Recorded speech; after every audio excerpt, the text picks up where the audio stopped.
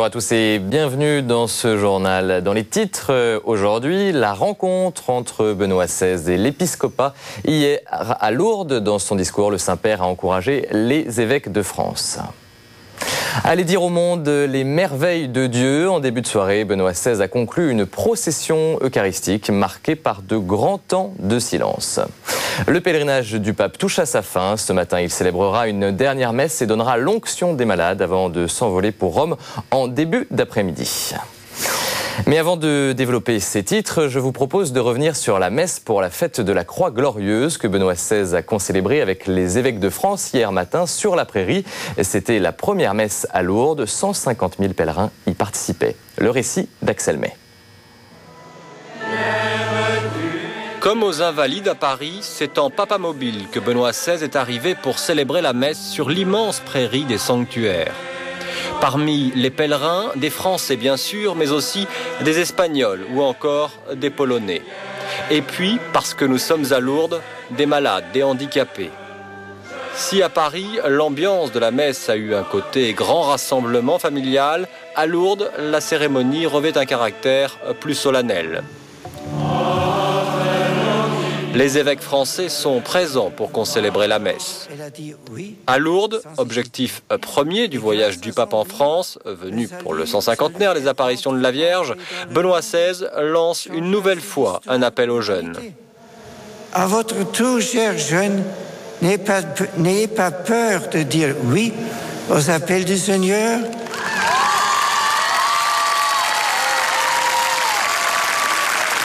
Lorsqu'il vous invite à marcher à sa suite, répondez généreusement au Seigneur. Lui seul peut combler les aspirations les plus profondes de votre cœur.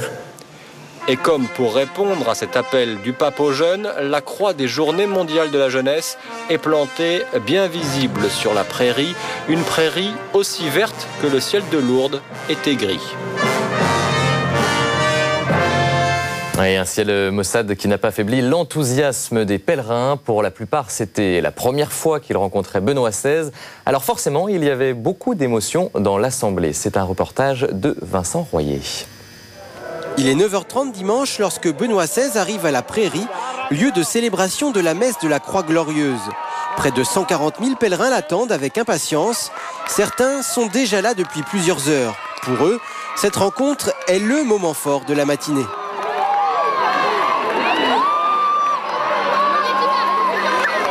Il y a une attente extraordinaire, une ferveur extraordinaire aussi.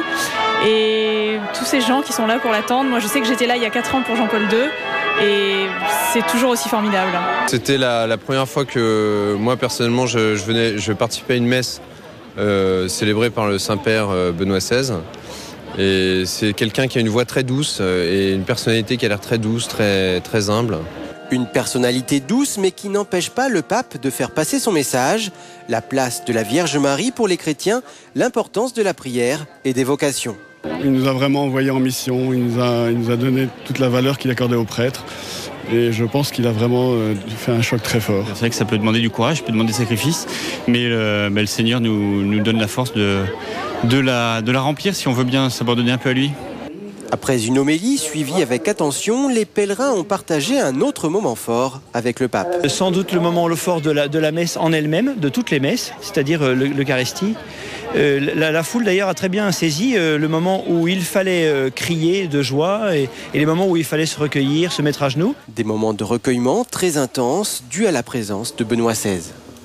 Parce que c'est le pasteur de l'Église universelle, c'est à la fois le chef de l'Église et en même temps c'est notre Père, c'est le représentant de Dieu sur terre. Et pouvoir prier avec lui, c'est vraiment un moment très important pour nous. À la fin de la célébration, Benoît XVI est reparti comme il était arrivé, sous les acclamations des pèlerins visiblement séduits par le message du pape. Et Et après la messe, Benoît XVI a récité la prière de l'Angélus. Le pape a affirmé que la foi chrétienne n'était pas un poids, mais une aile qui permet de se réfugier entre les bras de Dieu. En fin d'après-midi, le pape s'est rendu dans l'hémicycle Sainte-Bernadette. C'est là où se déroulent les assemblées plénières de la conférence épiscopale. Benoît XVI a donné un long discours d'encouragement aux évêques. Il pointe un certain nombre de dossiers essentiels pour l'Église de France aujourd'hui. Le Saint-Père a d'abord voulu replacer ce discours dans la perspective de la mission de l'évêque. On regarde un extrait.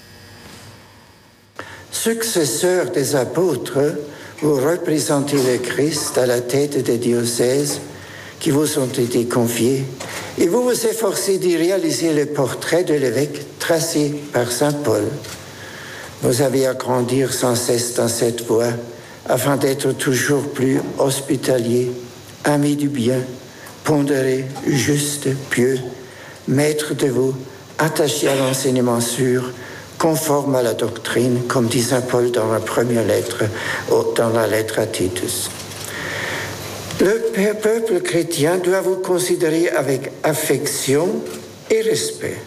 Dans ce discours, Benoît XVI a développé plusieurs points, la catéchèse et notamment la formation des catéchistes, l'appel aux vocations sacerdotales, le rôle essentiel du prêtre, la mise en pratique du motu proprio et la question du mariage et notamment des divorcés remariés, les jeunes, la manière de mettre en œuvre la laïcité positive et enfin les objectifs du dialogue interreligieux. Alors comment ont réagi les évêques à ce discours? Frédéric Jakovlev est allé à la rencontre à leur sortie de l'hémicycle. Il a abordé un certain nombre de sujets que nous examinons d'une façon habituelle, en particulier la catéchèse, en particulier la famille, le dialogue interreligieux, y compris même l'accueil des divorcés remariés. Tous les grands chantiers qui sont les nôtres, il les a repris en nous encourageant à continuer ce que nous faisons et en marquant effectivement un certain nombre de choses très, très précises, par exemple pour la catéchèse. C'est-à-dire, c'était une rencontre très pastorale. Il nous a montré toute son affection, son amitié, sa proximité et j'étais très impressionné des encouragements multiples qu'il nous a donnés en connaissant bien nos difficultés et nos problèmes, nos soucis. Il nous a encouragés à imiter saint Paul. Les tribulations de l'Église de France ne sont pas dues aux difficultés de l'Église, mais sont dues à l'annonce de l'Évangile dans la société contemporaine. Et il nous a rappelé saint Paul comme exemple. Nous n'avons pas eu de reproches, mais nous avons eu un encouragement à poursuivre notre travail avec passion, avec amour et avec espérance. C'est pour dire, je sais que vous travaillez sur ces sujets, je sais que vous essayez de donner des orientations, je vous encourage dans les orientations que vous donnez et je vous stimule et je vous dis, il l'a dit d'ailleurs plusieurs fois de cette façon-là, je sais ce que vous êtes en train de faire, je sais ce que vous cherchez et je vous encourage à approfondir cela. Et je crois que ça, c'est très bon pour nous. C'est un bien inestimable de sentir qu'on a un interlocuteur qui sait de quoi on parle, qui sait nous écouter et qui cherche à nous répondre. Le pape est quelqu'un de très attentionné à chacune des personnes qu'il rencontre et avec de nombreux évêques. Alors il les connaît peut-être pas tous personnellement, mais il manifeste cette proximité, cette attention et ce désir de les encourager, de les fortifier dans leur mission. Voilà pour la réaction des évêques de France. Et puis en début de soirée, le pape a conclu une procession du Saint-Sacrement. Allez dire au monde entier les merveilles de Dieu, a lancé le pape à 60 000 fidèles. Une procession marquée par de grands temps de silence sur la prairie du sanctuaire. Le reportage de Manuel Lictus. 60 000 personnes se joignaient hier après-midi à la procession eucharistique qui avait lieu sur la prairie. C'est le Saint-Sacrement qui processionnait au milieu des fidèles, placés sur l'Arche d'Alliance, comme pour le Congrès eucharistique de Québec qui a eu lieu cette année. Des clameurs montent lorsque l'on aperçoit le pape accompagné des évêques de France qui rejoignent la célébration. Des clameurs aussitôt étouffées après un second rappel à la foule. Le silence s'impose en présence de Jésus-Christ. Mais au fait, comment vivre l'adoration du Christ dans un demi-silence, dans cette foule de pèlerins parsemés de curieux désirant peut-être d'abord apercevoir le Saint-Père? Témoignage. Quand on cherche un moment de concentration et qu'on se trouve à côté des gens qui crient, alors là vraiment on est perturbé. Mais ce qui est sûr, Et certains qui nous rassurent, c'est que nous-mêmes, nous ne savons pas prier.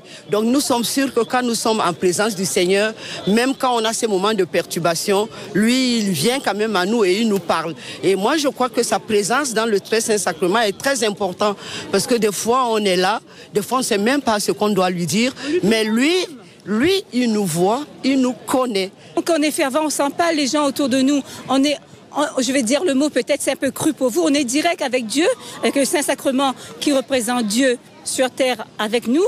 On ne peut pas être plus près de lui. Là, on est en direct. Il n'y a personne, même les gens, le tambour battre autour de nous. On n'entend pas. On est à fond avec lui. Je pense que quand on aime vraiment le Christ, quand on comprend qu'il est vraiment présent dans la Sainte Eucharistie, que vous avez cette liberté, si vous voulez, puis cette force de pouvoir vous intérioriser dans la prière. Vous oubliez tout ce qui est autour de vous et c'est une intimité avec Dieu. On va maintenant rejoindre Lourdes. On est en duplex avec notre envoyé spécial Emmanuel Dancourt. Bonjour Emmanuel. Bonjour David, dans cette belle journée radieuse. Encore du soleil à Lourdes alors. Ah ouais. Alors, le pape va partir dans quelques heures maintenant, hein, après une dernière messe pour les malades. Est-ce qu'il y a encore beaucoup de pèlerins à Lourdes en ce lundi matin ? C'est une bonne question parce qu'hier on aurait pu se poser la question. Beaucoup de gens sont rentrés chez eux parce qu'ils allaient travailler ou reprendre les cours. Et en fait, oui, il y a beaucoup de gens ce matin. Il y a déjà 7000 malades couchés. Et sachant que l'esplanade peut contenir 25 000 pèlerins, je dirais qu'elle est remplie, allez, aux 3/4. Elle est remplie aux 3/4 là, l'esplanade. Donc si on la remplit, il y aura a priori 25 000 personnes. Ouais, donc c'est beaucoup quand même, hein, pour ce lundi matin. Oui, c'est beaucoup. Alors, je vous le confirme. Avec beaucoup de jeunes, hein, on l'a vu tout au long de ces jours, ces journées à Lourdes, la jeunesse a répondu présente et avec une dernière veillée hier soir pour la jeunesse. C'est vrai que j'ai voulu savoir ce qu'allaient faire les jeunes qui étaient encore là hier soir. Eh bien, il y avait une veillée extrêmement festive organisée à la Cité Saint-Pierre. La Cité Saint-Pierre, ce sont donc des hébergements sur les hauteurs de Lourdes, un lieu d'ailleurs absolument magnifique. Et il y avait une veillée de la communauté Saint-Jean où les jeunes ont chanté, dansé. Puis il y avait 3 temps d'enseignement très forts, très intenses, à la fois très drôles aussi. Mais les jeunes sont bien présents, ils sont bien présents ce matin aussi. Oui, oui. Alors, à moins d'une heure de ce début de la messe, quelle est l'ambiance à Lourdes ?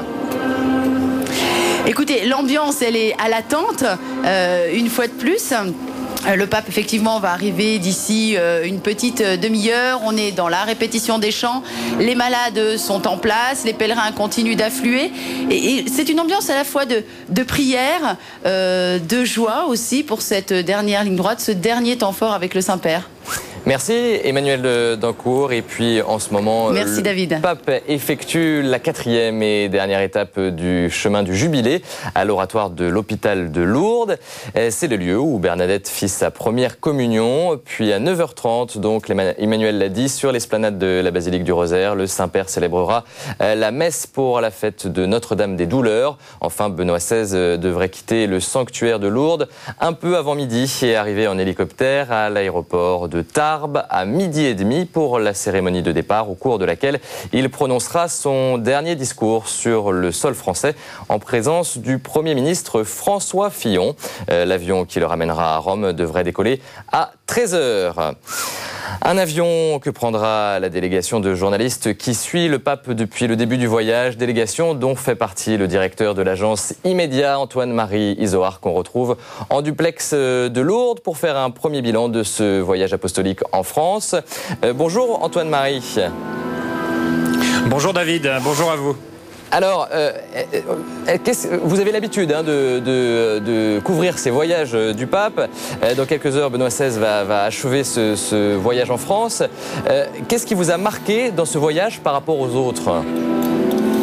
Écoutez, les journalistes ici qui suivent traditionnellement effectivement ce qu'on appelle nous le vol papal, la suite papale dans son avion et puis au cours de son périple, ceux qui l'ont suivi donc ici à Paris, puis à Lourdes encore jusqu'à ce midi, bien sont impressionnés par cette France un peu différente probablement de la France des 10 dernières années, ou en tout cas de même la France d'il y a 4 ans, une France peut-être un peu moins décomplexée, une France de catholiques moins apeurés devant la foi ou la possibilité possibilité en tout cas d'annoncer Jésus-Christ dans la société. Et c'est en gros le message que Benoît XVI était venu donner à cette France. Alors, Vue de Rome, c'est un des premiers regards que nous avons. Autre regard, autre constat, c'est que Benoît XVI est venu donner un message exigeant aux évêques de France. On l'a entendu hier, c'est clair, c'est pas banal, avec une voix très douce, mais des termes assez exigeants, une fois de plus. Benoît XVI est venu remettre le Christ au centre de la société française. Ça aussi, c'était une des questions majeures de cette visite du pape en France. Et Benoît XVI n'a pas eu peur de dire tout cela avec des paroles assez justes, assez fermes. Et puis un dernier point qui me marque beaucoup ici, c'est clair que le défi majeur pour les catholiques français, mais certainement vu aussi de la Curie, vu de Rome, était de faire mieux connaître ce pape incompris, pape inconnu, mal compris en tout cas par beaucoup de Français, même jusqu'à l'intérieur de certains milieux catholiques. Combien de fois ai-je entendu ici en France cet été, vous savez, entre nous, ce pape, moi il me plaît pas, ou je ne le comprends pas. Bien, écoutez, je crois que cette fois-ci le message est passé. Il leur a dit une fois de plus, comme aux évêques hier, un message exigeant avec des paroles très douces. Il n'avait jamais entendu Benoît XVI parler en français. Eh bien voilà, la France catholique, mais les médias aussi, je crois que c'est assez frappant, ont entendu, les médias français, à part KTO, outre KTO, ceux qui n'avaient pas l'habitude de faire voir le pape aux Français, au grand public, eh bien ceux-là ont pu présenter ce pape enfin. Alors il y a toujours quelques stéréotypes, quelques vieux clichés qui perdurent, mais on en sort tout doucement. Et ce voyage peut changer l'image de l'Église de France à Rome, qui, dit-on, n'a pas toujours très bonne réputation. Effectivement, la réputation de l'Église de France n'est pas toujours très simple et très bonne à Rome. Malgré tout, écoutez, je crois qu'effectivement, elle change tout doucement, et elle change entre autres parce que hier, eh bien, les évêques, entre autres, vous l'avez entendu comme moi, ont pris, pardonnez-moi l'expression, mais ont pris dans le ventre un texte très ferme de Benoît XVI. Ces évêques qui l'ont pris, eh bien, avec beaucoup d'amour, beaucoup d'affection, une fois de plus parce que le pape a dit des choses qui, sur le papier, noir sur blanc, sont peut-être un tout petit peu difficiles. Pour certaines, parce qu'il y a eu beaucoup de paroles d'encouragement sur les options que prend l'épiscopat français depuis quelques années, sur sa présence dans la société aujourd'hui. Mais alors donc quelques paroles difficiles, quelques paroles plus exigeantes, et ça, les évêques l'ont pris avec beaucoup d'affection, beaucoup d'amour, je vous l'ai dit. Des évêques nous ont confié que c'était un discours très charitable.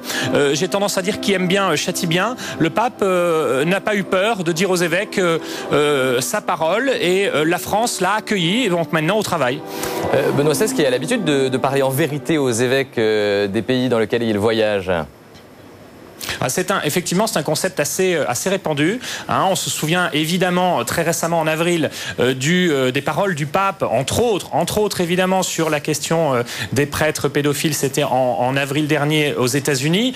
Une fois de plus, à la Maison Blanche, le pape dans ce voyage en avril avait été très louangeur sur la place de l'Église, ou du moins de la religion, ou dans la société américaine. Et une fois arrivé devant les évêques à Washington, il avait été quand même plus ferme, plus exigeant encore une fois. Je me répète, mais c'est bien ça. Même chose en Pologne avec les prêtres sur les questions des divisions au cœur de la guerre, et donc ce qu'il en reste encore aujourd'hui en Pologne. Même chose au Brésil et devant les évêques de tout le continent latino-américain. Voilà une fois de plus donc un constat de ce pape qui n'a pas peur de dire des paroles fortes aux évêques, et des évêques qui se mettent au travail, on le souhaite, après ces discours forts. Deux dernières petites questions, Antoine-Marie, et puis on vous laisse assister à cette messe. Quel accueil lui ont réservé les Français à Benoît XVI au vu de ses précédents voyages et de l'accueil qu'ont pu lui réserver les Américains ou les Australiens récemment? Est-ce que je peux vous demander de répéter votre question, oui. David? Je suis désolé parce qu'ici, on chante très fort pour cette préparation de la messe des malades. Comment jugez-vous l'accueil qu'ont réservé les Français à Benoît XVI? Écoutez, c'est un accueil très chaleureux. Alors évidemment, pas de bannières dans les rues, on n'est pas en Pologne, pas de grands panneaux, de grandes banderoles, ou quasiment pas trois de certains groupes remarqués ça et là à Paris, mais un accueil de toute façon très impressionnant. Moi j'ai été très frappé par ce silence que l'on a entendu, si vous me passez l'expression, aux Invalides pendant certains moments de la messe, et puis sans parler du silence silence hier, ici, du recueillement, du très long recueillement pendant l'adoration à la procession eucharistique hier soir après le discours du pape aux évêques. On a été très impressionnés aussi par tous ces évêques à genoux recevant la bénédiction du pape après ce discours, donc pendant la procession eucharistique. Voilà, les Français ont accueilli le pape, les Français catholiques sont venus en masse, hein, plus que ne l'avaient prévu certains, 200, 250 000, peut-être 300 000 à Paris, avec les quais de Seine, avec la veillée des jeunes que vous avez couvert et proposé à vos téléspectateurs sur KTO. Et puis ici à Lourdes, hein, au moins 200 000, 190 000, 200 000 personnes pour la seule journée d'hier. Ça me paraît être un vrai succès en termes de nombre, mais une fois de plus, le nombre importe peu. Maintenant, cette France catholique s'est réveillée un peu plus. Jean-Paul II était venu plus en pèlerin pour lui-même en 2004. Évidemment, la France avait été très heureuse, les Français catholiques très heureux de l'accueillir. Mais là, je crois que c'est le pape qui est venu porter une parole d'église à une génération nouvelle qu'on voit se lever, une génération Benoît XVI. Dernière petite question de curiosité. Vous allez rentrer tout à l'heure avec le pape dans le vol papal. Benoît XVI a parlé aux journalistes dans le vol aller. Est-ce qu'il a l'habitude de faire de même au retour ? Non, le pape ne devrait pas nous adresser la parole au retour, ce serait vraiment surprenant. J'aurais tendance à dire que s'il a quelque chose à nous dire, qu'il vient nous le dire, nous serons surpris, agréablement surpris, ce serait aussi un signe supplémentaire. Mais très honnêtement, je pense que le pape a eu ici, grâce aux organisateurs, grâce ou à cause des évêques, archevêques de Paris, de Lourdes, un programme très lourd, très chargé, très puissant, passionnant, très riche. Et je me doute que le pape aura besoin de se reposer quelques heures pour le retour. Le retour en plus est très rapide vers Rome. En tout cas, ce que l'on sait, c'est que la prochaine audience générale, je me doute que KTO la retransmettra, je n'en doute pas, sera l'occasion, certainement, c'est une tradition pour le Saint-Père, pour le pape, eh bien de confier certains sentiments après ce voyage. Et là, eh bien, on recevra réellement de la bouche du pape eh bien, ce qu'il a pu en vivre, ce qu'il a pu penser lors de ce voyage en France. Et j'attends, moi, avec impatience cet éclairage. Merci Antoine-Marie. Et puis, bon retour à Rome dans l'avion du pape. Dernier temps fort de ce voyage, donc tout à l'heure à 9h30, la messe pour la fête de Notre-Dame des Douleurs. Après l'homélie, le Saint-Père donnera l'onction des malades à une dizaine de personnes. Vous le savez, Lourdes réserve une attention et un accueil tout particulier aux malades. Des bénévoles sont à leur service, les hospitaliers. Le reportage de Sophie Lenné. Malades et hospitaliers sont les icônes de Lourdes. Et sans eux, Lourdes serait un sanctuaire parmi tant d'autres. Depuis 1858, la ville a acquis une célébrité nationale et internationale. Chaque année, des milliers de malades viennent y trouver un réconfort. Certains y voient l'espoir de guérir, mais beaucoup reviennent avec le courage d'accepter ce qui leur arrive. Les hospitaliers et les brancardiers se mettent à leur service de bon cœur. Lourdes est la ville des malades et nous sommes venus prendre soin d'eux parce qu'ils ne peuvent pas le faire eux-mêmes, donc on est venu ici les aider. Mais à Lourdes, les malades reçoivent autant qu'ils donnent. On gagne beaucoup au contact des malades et une ambiance énorme. C'est enrichissant à titre personnel et puis aussi pour eux parce que bon, on est content de les accompagner. Pour eux, c'est vraiment leur voyage annuel et en fait, ça leur apporte beaucoup et à nous aussi.